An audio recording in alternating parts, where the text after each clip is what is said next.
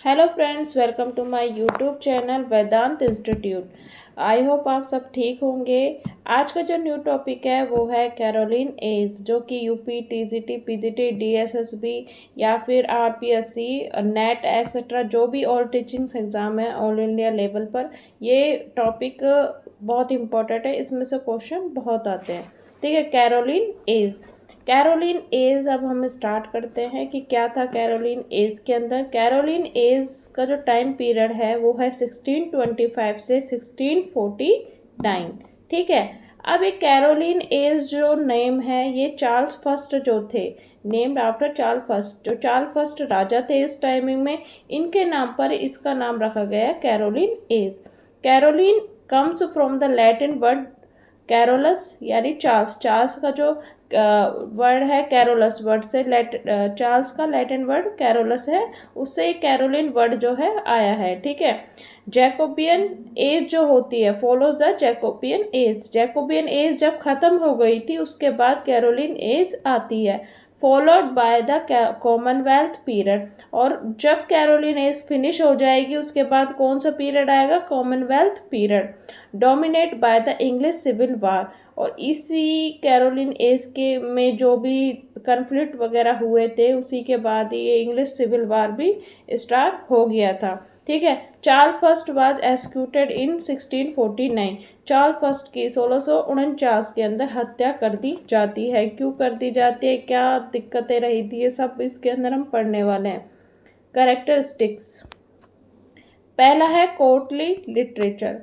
इसके अंदर क्या था कि जो राजा जो शासन कर रहा था, यानी चार्ल्स फर्स्ट, उसकी प्रशंसा में क्या बोलते हैं, साहित्य लिखे जा रहे थे। ठीक है। वो जो भी काम कर रहा था उसको समर्थन देने के लिए साहित्य लिखे जा रहे थे। ठीक है। नेक्स्ट है लव एंड ब्यूटी, यानी जो वो पोएट्री थी, उनकी थीम लव और ब्यूटी थी, जो कि प्रेम, सुंदरता या फिर युवावस्था या आनंद पर सबसे अधिक कविता इस टाइमिंग में लिखी जा रही थी।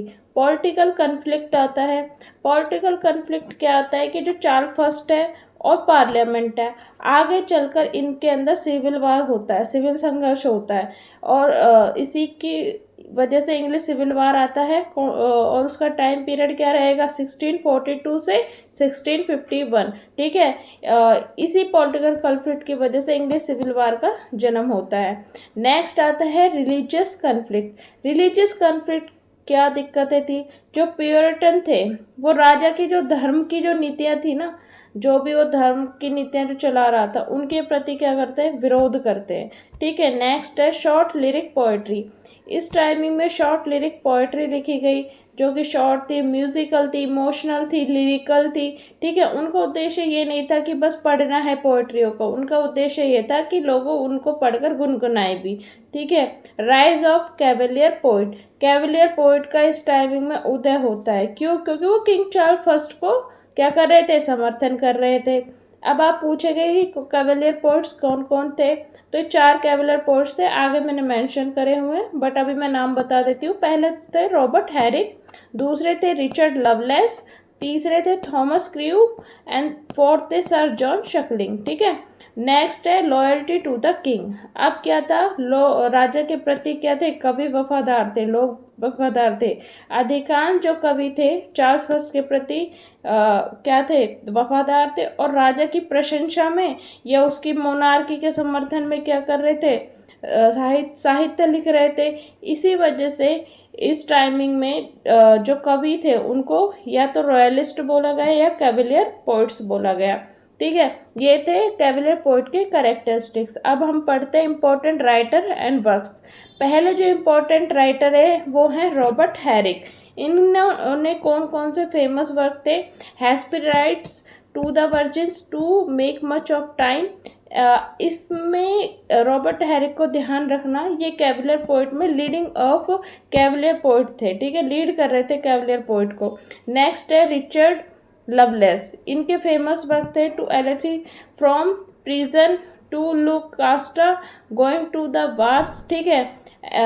और ये सबसे ज़्यादा चारों जो कैवेलियर पोइट में थे उनमें सबसे फेमस कैवेलियर पोइट थे। कौन? Richard Lovelace. थर्ड थे थॉमस क्रू, इनका फेमस वर्क है a rapture, ask me no more. ठीक है। नेक्स्ट है सर जॉन शकलिंग, इनके जो फेमस वर्क है voice of pale and wan fond lover, ballad upon a wedding. ठीक है।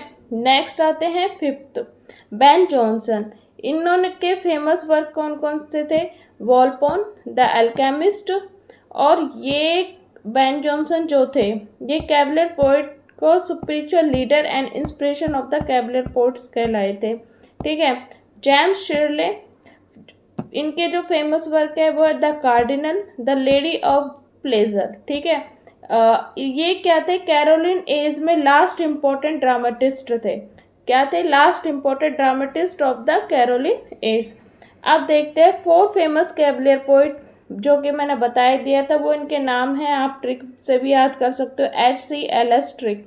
ठीक है। रॉबर्ट हैरिक यानी H, थॉमस क्रू C से, रिचर्ड लवलेस L से, सर जॉन शकलिंग S से। ठीक है। These 4 are called cavalier poet, Robert Herrick, Thomas Carew, Richard Lovelace, sir John Suckling. ठीक है। ये 4 कैबलियर पोइट्स के नेम थे। अगर हम इसमें देखें last dramatist of the age कौन, इस एज के अंदर जो लास्ट ड्रामेटिस्ट थे वो कौन थे, जेम्स शिरले।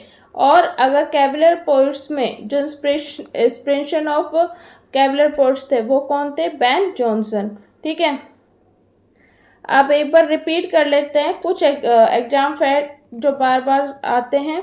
Caroline age of cavalier poets. ठीक है। Charles first, last Charles first कब आए थे, पहले कौन आए थे, स्टुअर्ट किंग आए थे। ठीक है। उसके बाद चार्ल्स फर्स्ट आते हैं बिफोर द कॉमनवेल्थ। ठीक है। Last Stuart king before the Commonwealth. ठीक है। ये स्टुअर्ट किंग ही थे कॉमनवेल्थ से पहले के। मेन थीम क्या थी इसमें, लव थी, लॉयल्टी थी, ऑनर था, ब्यूटी थी। ठीक है। पोएट्री सिंपल, म्यूजिकल और ग्रेसफुल थी इसके अंदर। सिविल वार स्टार्ट कब हो जाता है, 1642 को, और कॉमनवेल्थ कब बिगन होता है, 1649 को। अब कैरोलिन एज से रिलेटेड हम कुछ MCQs देखेंगे। Caroline as lasted from,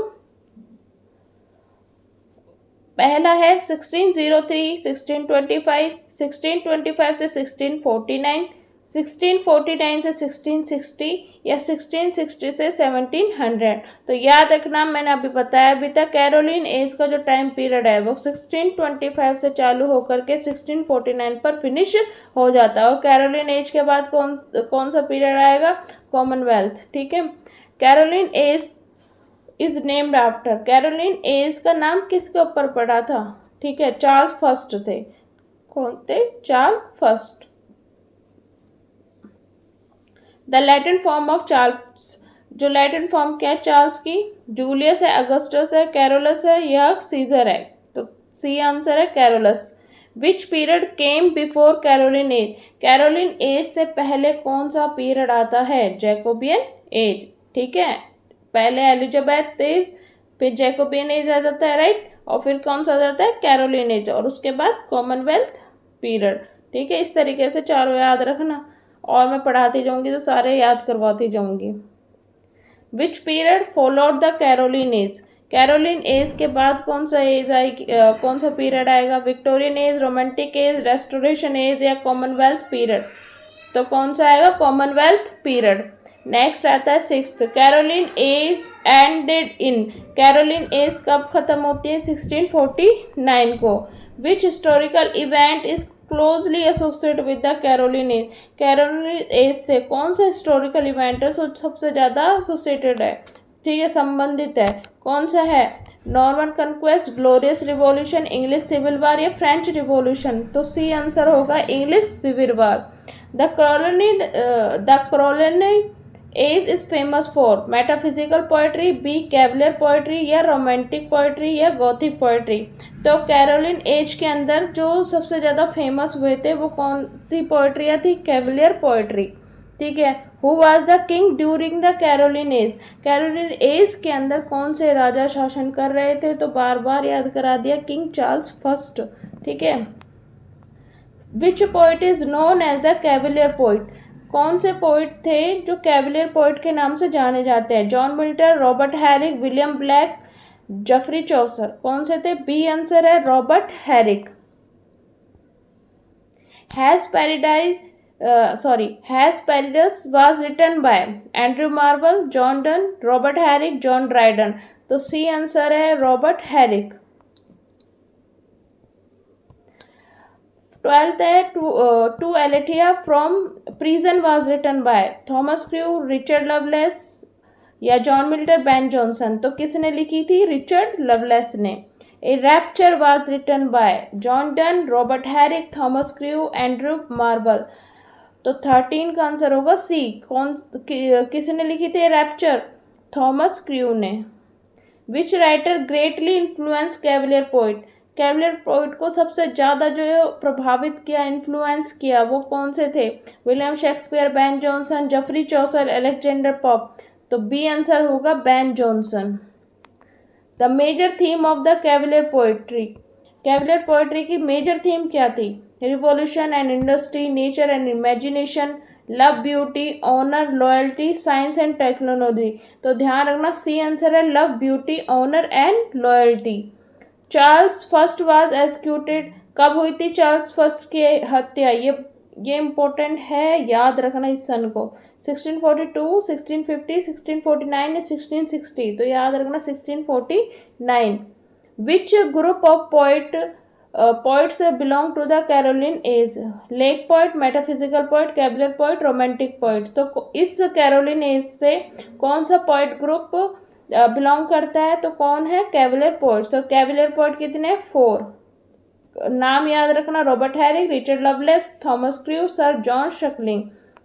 the Caroline age belong to the, ठीक है, कैरोलिन एज किस से बिलोंग करते हैं? विक्टोरियन पीरियड से, रोमांटिक पीरियड से, रिनेसा पीरियड से, मॉडर्न पीरियड से।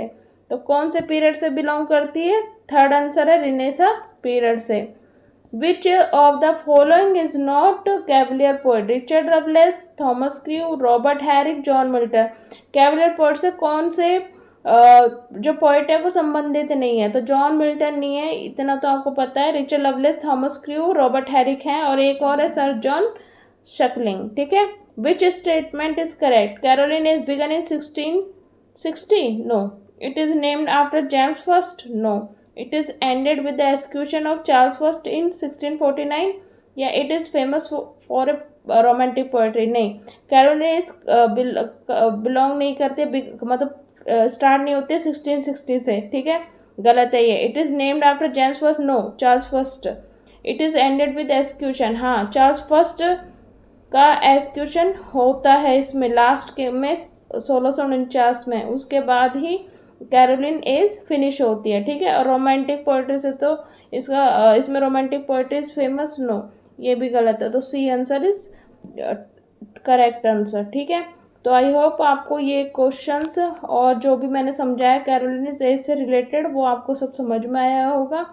तो वीडियो को अच्छे से देखिएगा, अपने कंसेप्ट को पूरी तरीके से क्लियर कीजिएगा। और मेरी वीडियो अगर अच्छी लगी हो तो please do like, subscribe my channel.